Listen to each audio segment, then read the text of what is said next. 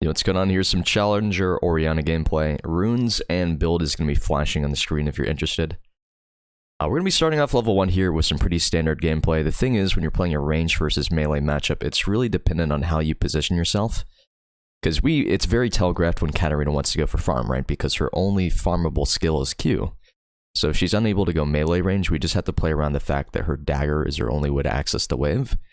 So whenever we see a minion on our side is low HP, we're just going to go and position forward here and then just make sure that she can't enter for free. Because she has to enter into our range to use dagger. So as long as we're forcing a trade for a trade, we're basically coming out on top here. So it's just very slow pace here. Something else that you really want to do into melee champions is make sure that you're building up a big a wave as possible.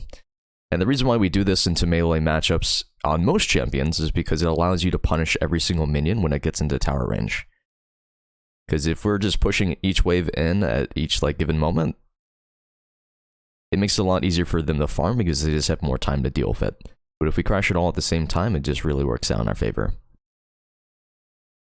So she's level 2 now, which means we do have to respect the Shumpo. We do see it's a Dark Seal in 2 pots. So the fact that she went refillable here means that she doesn't have as much a stain as if she went Longsword in 3. So this is in our favor here. So we're going to go and crash the wave now. And every single time that she moves forward here, we're just going to go ahead and try to grab an auto attack or a Q. Because if she prioritizes the minions, then she's trading her HP to get the minions here. So there's no way for her to give up the minions without just getting completely zoned out, so she's forced to trade. So this is a really great way of getting an HP advantage in a lane like this, and this is also super helpful because people who play Assassins are afraid to commit when they're low HP, so putting pressure onto somebody is a really, really important thing to play around. So a good bit of damage from the QW.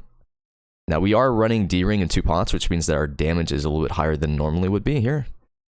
But we have something called a bounce here, so if you'll notice that there's 4 minions on the other side, this is gradually going to be pushing towards us because of the advantage in minion power. So as long as I don't touch any of the minions outside of last hitting, this will come back to me. And this is a very important thing to consider because, once again, Katarina is a melee champion and the only engage or disengage that she has is based around Shumpo. So we have a massive CS advantage here. She's going to come back with barely anything because her gold isn't enough to buy that much. But the important thing here is that because we have a winning jungle, if she tries to farm into us, she has to do so at a disadvantage because the lane is on my side. So this is very important to consider when you're playing against melee matchups, is that pushing doesn't always have a purpose. You need to make sure that you're versatile in the way that you're controlling your wave because League of Legends is meant to be a flexible game, so if we don't change the way that we play, we might be conceding a bunch of random things. But you see we're double farm right now, the wave is on our side. This is important because their jungle has a lot of gank potential, it's a Rek'Sai, so if I keep pushing into their tower to get plates, I'm just opening myself up to vulnerabilities because I am playing a scaling champion. So instead, positioning like this is a lot more versatile for me, because it makes it harder for her to farm because she has to move this far up, which is why we're getting so much damage down. And she go ahead and all-ins us here, but because we have additional damage from the wind-up on the Orianna clock, we just get the kill here for free. Now, the unfortunate news is that this is going to bounce back to her, so at this point we're just going to go ahead and reset here. Recalling right now is better than recalling after pushing this wave because we already have enough gold to buy Lost Chapter. Getting this wave doesn't change the way I itemize at all at this point, so there's no reason to delay my recall. And this is something called a tempo play. Essentially, the way this works is the faster I recall, the faster I get back onto the map. Because if I farm this next wave, then I'm kind of playing on their timer because Katarina could TP elsewhere. But if I recall instantly, then I can match her TP elsewhere on the map as well. So she's got boots and an amp tome, so she's got a bit of damage available. That's something we still have to play around, even though we are stronger than her with Lost Chapter. Katarina is an annoying champion. And we have to consider the Rek'Sai as well. So this is kind of bad for us because this is a slow push. So slow push is when your wave is gradually building up and moving towards the other side. So I'm putting a ward down here just to protect from the Rek'Sai. I do see the tunnel onto the Raptors here. But the only way that I can safely crash this wave is by making sure I have vision before I move into this position. Because the reality of the situation is that I push here. It is 100% going into her tower. If Rek'Sai reads this wave state and then he ganks me when I don't have vision, it just completely fucks me. So I see Zed over the wall here. I'm just going to go ahead and set this up for him. He actually fails the W over the wall. That's really, really cringe. So 100%, I think we would have got that had he properly used as W, but this is still fine because look at the HP value on the Katarina. Now, something that you probably noticed here is that... Okay, so we get the kill, but the unfortunate news here is that I kill myself because I'm a bad player. But if you go back and you watch the 15 seconds, the thing that was wrong with this play here is the fact that I am hovering on the top side of lane. It's okay because I have the vision, you might think, but Rek'Sai has gank paths that you have to consider. So the way that you play lane is always dependent on the jungle, right? You don't just play the exact same way. Rek'Sai can go through walls, Zac can go through walls. What about champions like Olaf? They only have one way to go through into a gank route, that's by walking. So I have Zed on the bottom side of my lane there, so there's no reason not to be hovering on the bottom side of the lane, because by pushing myself into that top side, it opened me up to getting ganked in the first place. So that's the only reason why I die there. Like, we do get the solo kill on Katarina, I mean after the Zed chunks her, but that alone is considered bad because we're giving up an advantage here. Now we're getting all into here while we're going for the vision. This is really unfortunate because this is like massively like... I'm double her farm, right? I'm missing 2 waves here because of that mistake. The wave is guaranteed to push into me there because of the minion wave. So the only thing I needed to do here was just be patient. But by forcing the ward down when it wasn't necessary to do so, I opened myself up to that gank route. So that's really unfortunate, but we do get back in the map here. Getting an early tier is also really optimal because my second item typically is a Seraph's. Orianna has a really good value with Seraph's because it gives her the ability to spam poke, but it also gives you a mega stat stick. The only thing that I would be a little bit considerate about is if you're going tier every single game, you don't necessarily have to complete it, right? Because there are times when people will be building different things that you need to account for. So in this game, they have a bunch of lethality or AD champions. It might be valuable to build a Zhonya's instead as a secondary item, or even a Void Staff. So that's something that you have to keep in mind. Now, Katarina does get a roam here. What I'm doing right now is technically incorrect. So if Katarina's bottom right now, there is no reason to be slow pushing this wave because she's currently losing farm. So this is really, really stupid. Like, I might... It's possible that I'm playing around the Rek'Sai, but we know he's topside right now, and we know that Kat's bottom. So by slow pushing this wave, I'm not achieving anything because Katarina gets the roam for free. So this is a mistake that you don't want to make in your own games. Like, you should always be considering... What can you force somebody to lose for making roams like that? Because if they roam bottom and they get something for free, what are they going to lose in exchange for that? And like, you're the only person who can cause that to happen. So playing very passively here, I'm not sure where the Rek'Sai is, which is why I'm playing very hesitantly. Otherwise, this would be a lot of free poke normally. And we do see that the Katarina has tier 2 boots here. She's got sword pen, so she has the ability to move around a lot. Katarina once again getting roam off here. Once again, TP coming in a little bit late.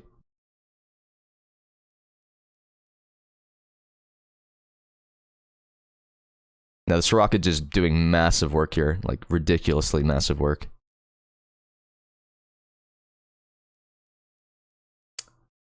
And the reason why I didn't ult is because if they had flash, they would have just used it to dodge my ult. So I was trying to bait it out, but turns out we didn't actually need it because Soraka is just a fucking insane champion. But so far the game is going really good for us, good TP.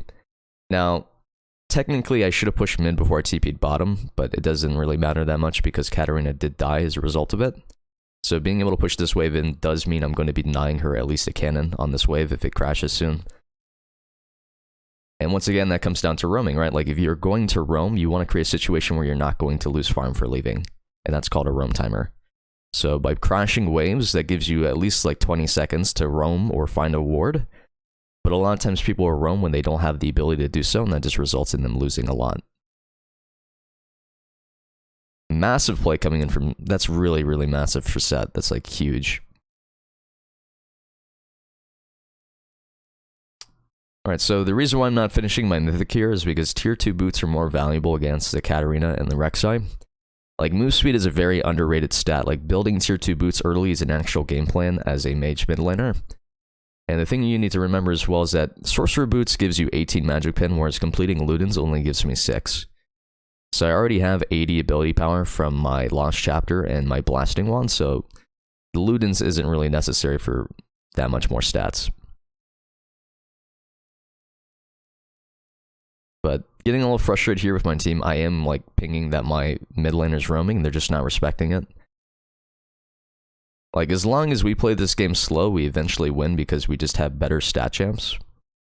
We scale a lot. Okay, never mind. Technically, they do have Vayne, but like, we have Zed to deal Vayne. We have Orianna to deal Vayne. But that's kind of an issue. Like, as long as we avoid feeding the Vayne, like, what is their win con? Like, they do have split push in the form of Camille. And they do have Shadow with the Rek'Sai, but guy's taking a bunch of damage, though.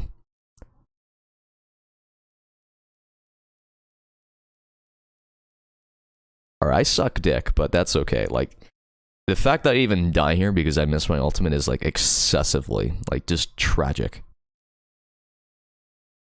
So Katarina gets a plate off of this. I do get a shutdown. I think we trade shutdown for shutdown, which is why it's bad. If I had gotten out of range of my ball and was able to E, then the travel time on the E I think would have been slower than the Rek'Sai ult. So I think I had to reset the ball to find the E for the shield. But at this point, we're still in a really good spot. Like, it's 96 farm to 63. 3 people hovering bot side. I don't have the ability to match Katarina right now since I just reset, so that's something that my team has to play around. Otherwise, it could just result in us losing another fight for no reason at all. But like, with the pressure that's set onto the map, like, we're able to do anything that we want as long as we're moving as a unit. Because our top lane's stronger, our jungle's stronger. Well, okay, technically our jungle's only stronger because he counters Rek'Sai. But Rek'Sai has a lot of items. Like, with Prowler's Claw, it makes a very, very big difference in these fights. Now, the important thing here is we see 3 topside and we see 2 bottoms, so this is completely free plates for me because nobody's able to contest this. The only way I can get ganked from this point onwards would be through the wall from Rek'Sai, but we see him topside on Krug still. So you're going to see me play very aggressively here onto the KATARINAS because I know that she has no way to deal with me as long as I have ultimate. So playing it slow here is important because my ult is not up yet. If I move into her and she chumpos onto me with an R, I don't have a means of canceling it. So my ult is my only answer to that. Now, it looks like TP coming in for the Katarina. Set coming in from behind, so we are able to find a lot here. Massive ultimate. And Soraka just completely outplaying. But Set currently stuck here, find the shield. Gore Drinker coming through, nice ultimate. Unfortunately, we're not able to save his life, but we do trade 1 for 1, which is massive. So that's a 3 for 2. We are getting tower out of it. If we get the Seraphine here, then it's a 4 for 2, which is even more massive. But Camille just throwing herself into the enemy team, like, I don't think they understand that this is not acceptable. Because at the end of the day, like, they do actually have a win condition. Like, if they are able to drag this game out with Camille and Vayne, they do have a very decent, like, late game. But if they keep forcing plays like this, then they are just giving us a massive, like, snowball advantage. Because it might actually be difficult for them to win through the Soraka heals at this point.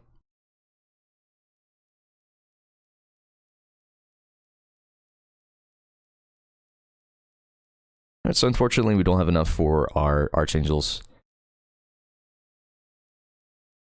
I thought about selling one of my items to use Futures Market to find enough gold, but still not enough, so this is a really important item for us because it gives us a huge amount of stats, so playing around this is a completely, like, valid strategy. And that's something that you need to realize as well, is that a lot of this game is based on item momentum, so if you're fighting at a disadvantage because you're not respecting item spikes, then you're not taking full advantage of the game as well. Because you should be playing around your item spikes and playing around the enemy's item spikes in the same way as well. Now, this is a little bit risky because if she's able to bypass my ultimate, I will 100% die. We see Seraphine behind, so we have to back up here. 3 people bottom. It's kind of an overinvestment because that's a lot of people to commit with 4 people showing on the other side. Now, this isn't, like, awful because we don't have any objectives to do, like Dragon or Rift Herald or Baron. But towers are objectives, and that's something that you also have to realize. It's kind of like when you go to Driver's Ed and people have to remind you that motorcycles are cars too. Because for some reason, people only consider cars in their minds to be cars. So when they see a motorcycle, it just, like, phases out. But the moment you start remembering that towers are objectives, that's when you start actually playing around towers. Now, teleport coming in here. Unable to find the Vayne. Kind of unlucky. Also really unnecessary flash from Zed there. But this is really good because there's 2 dead, which means we're able to grab even more plates. Not even plates, but towers. So we get a free tower. This is basically 600 gold, and then we can just go and reset and grab Dragon Prio.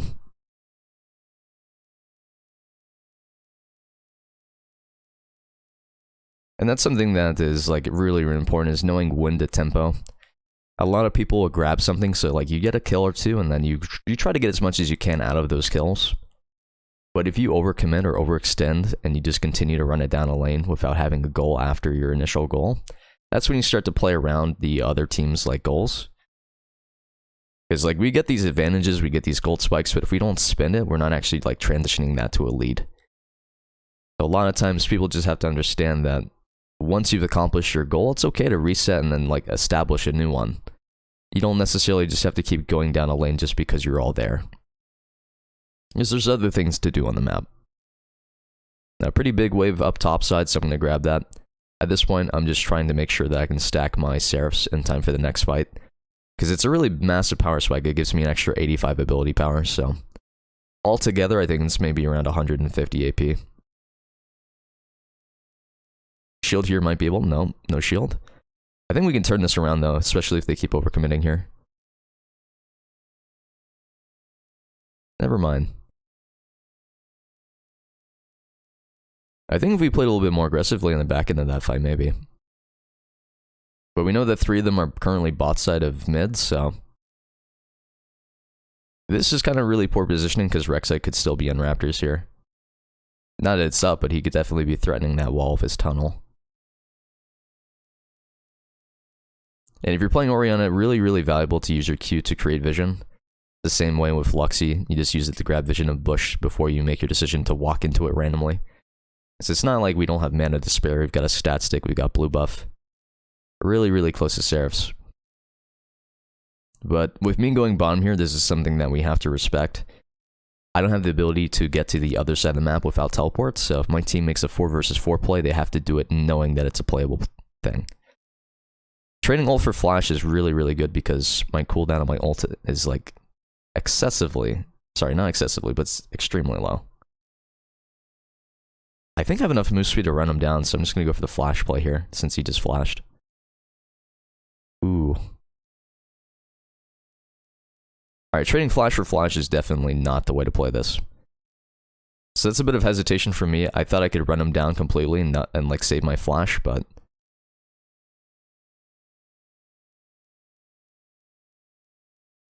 Just a really, really bad play from us. Because at this point, like, we have a massive advantage. Still really close to Archangel, just need another 40 stacks or so. But we're definitely stronger than them, so any fight that we take is in our favor as long as we're executing it mechanically well. That fight is just an example of poor mechanics, even with a stat advantage. And that's how you can lose games, is like, even if you have plays that are in your favor, if you mechanically misplay, you can lose those. So taking a 70-30 is obviously a good thing if you're able to execute, but at the end of the day, like, the game is over if we play as 5, so giving them even a 70-30 that could potentially be a misplay could give them a way back into the game, especially if they're scaling champs.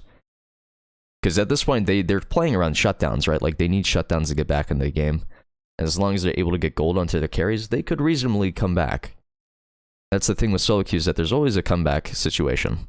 There's some games where it's basically a nightmare to even have a chance at winning. Like, I'm not going to say that I don't surrender games, but there's definitely games where you have like maybe a 3% chance at winning, and I don't feel like playing 40 minutes for a 3% chance at winning. But a game with like a 20% chance at winning for an extra 5 minutes, I think that's definitely worth doing. But that's honestly one of my pet peeves, is when people pick scaling champions and then they fight early game and then lose early. Like, at the end of the day, like, if you know that you're going to win in the mid to late game, you don't need to risk the entire game so that you can ego a 1v2 at level 5. It doesn't matter. We just get rewarded for scaling, so why snowball the enemy team? Now, this is considered a coin flip Baron because we technically could lose it. But we are stronger 5v5, especially with the Soraka, so we're just going to look mid here with Rift Herald.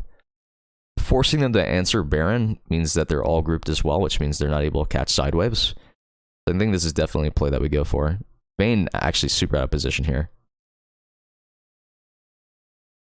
Surprised that we didn't just hardcore commit there, but I guess we don't have the tools to do so. Cracking tower, super massive here. Nice ult. unable to find the vein, but we do definitely chunk out the Katarina. Now this creates a number disparity because they don't have anybody to match. Now the only bad news here is that we technically don't have any backup on the side waves, but they're actually committing in the side here, and this is really, really bad for them because they're super disjointed. 3-man surfing ult is actually really big here, but everyone's already dead.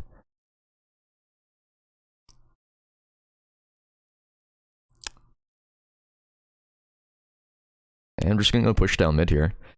So we can grab Inhibitor. Unfortunately, they have enough wave clear to match Nexus, so there's no point continuing to go forward.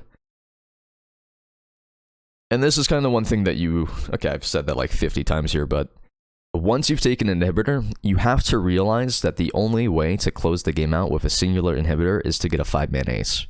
There is no way for you as a team to end the game without acing the enemy team, and do you think they're going to let you ace them at an empty Inhibitor? No. So every single time I see people just randomly run mid lane on a dead Inhibitor and then do that for the next 5 minutes instead of pushing another lane, it drives me off the wall. Now, if you have a teamfight composition, let's say we have a Sejuani, a Jarvan, or any form of force engage that like guarantees a winning 5v5, then you could totally ego like the 5v5 mid lane. Like some people will just get picked and then you can end the game 4v5 at Nexus Towers. But you also have to consider that if you have that composition, you literally win at any other objective either. So why not just go to the bottom Inhibitor or go to the bottom tier 2? Because if you fight at the bottom Inhibitor, you're basically guaranteed the same winning team fight, and then the game can be closed off of that if they fuck up. And if they concede it because they're scared of losing the game off of it, then you just get that and go to the next one. But going to that Inhibitor is just so fucking greedy if you've already taken it. And I feel comfortable going top here because I do have TP. At this point, with having mid Inhibitor down, the only thing that we need to do here is basically push out side lanes. Because if we push out the side lanes, we're threatening 3 lanes instead of just 1. And if they ever delegate any members to match that wave in a side lane, we're creating a number disparity. So by creating a number disparity, we're forcing people elsewhere on the map. And it creates advantage wherever we're grouped because they no longer have enough like power to play against it. So it looks like we're going to look for a Baron here. Baron is definitely reasonable because we do have a winning 5v5. Unfortunately, Rek'Sai's already in bush, so he's got Tremor Sense on that. But we do have enough vision here to where we could reasonably force this. Set over the wall, I don't really agree with because he's not really doing much for us right now. Because this is still a coin flip at this point. Now, I break the spell shield here, which is really, really important because it lets me pressure him out.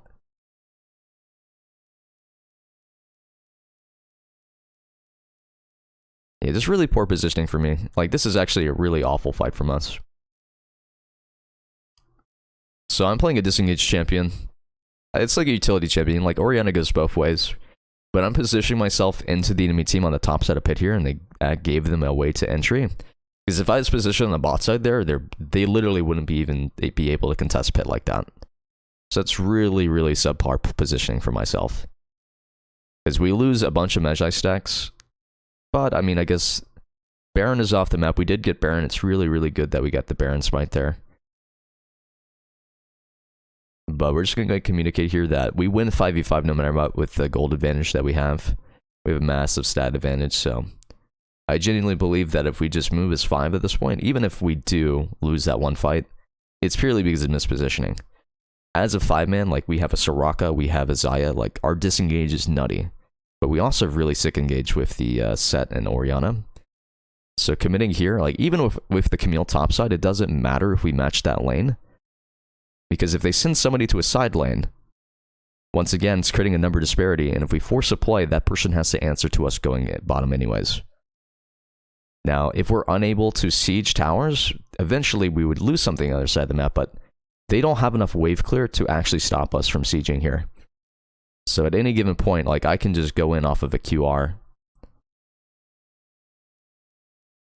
Really nice silence. The Soraka heals are just legit godly. But yeah, this is a really big overcommit for them. That's a 2v5 with no vision. They have 2 people pushing side lanes when they engage that. So at this point, we get a guaranteed winning fight, and now we grab tier 2. They're still missing 2 members. We know this, so it's very easy for us to just walk this wave in and make sure that we grab tower.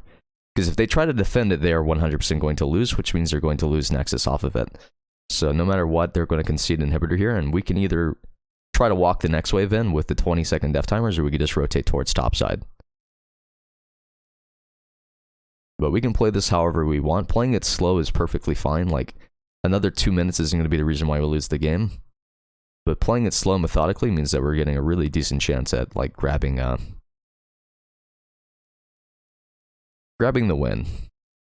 Really, really good I didn't get condemned there. But, like, Dragon's spawning soon, so resetting for Dragon is also a plausible thing, since we can reset after that. Like, we do have a bunch of gold, we just want a team fight. So it might be a little bit overzealous to commit to that top wave push immediately after. And the nice thing is that the mid inhibitor respawns here, which means that we can just grab that along with the dragon, and then just rotate towards topside. The reason why I'm not going top here, even though I have teleport, is because I don't want to put myself at risk. Because they do have a Camille, they do have a Rek'Sai, there's no reason for me to side lane here when moving as 5 is just the ultimate game plan. My CS is going to suffer as a result of it, but awful ultimate for me.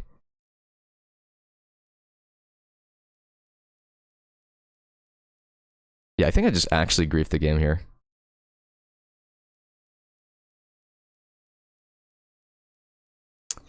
Yeah, that is really unlucky. And by unlucky, I mean that is really, really awful for me. We basically just win. I don't know why I'd do that. Like, it's 100% a free Vayne kill if I land ultimate, but I just walked into 5 people repeatedly.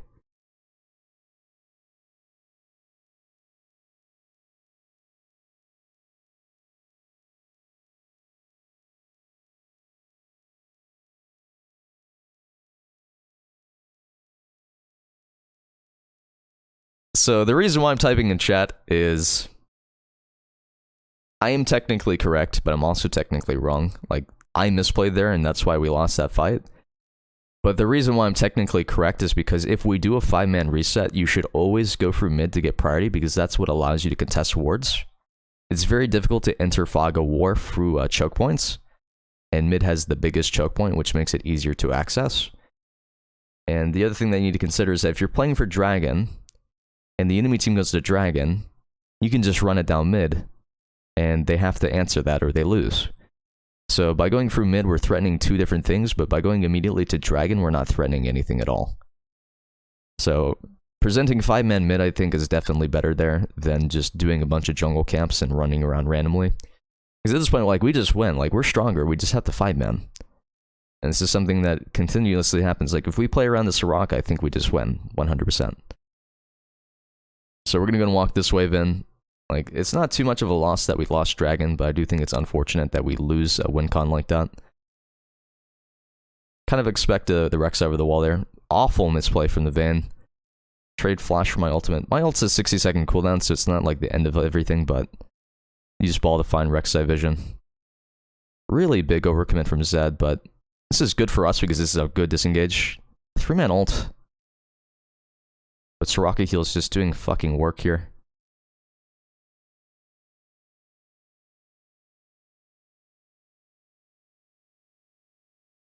Yeah, there's no fucking way I'm chasing this guy down, so at this point, 30-second death timers. It's a really chaotic fight. We had so many people on different sides there, but they didn't focus me or Zianni, so the Soraka just has global taunt right there. And there's really no way for Rek'Sai to contest this as a melee champion to double range carries. So this is going to be a victory. This is mostly because we had really strong lane presence. Like, we played laning phase really, really well, and then we transitioned it into a really good mid to late game. Unfortunately, I am the reason why we lost 2 of the most important fights because of my mispositioning. Obviously, it's a team thing at that point, but definitely could have been played better. And thanks for watching. Appreciate it.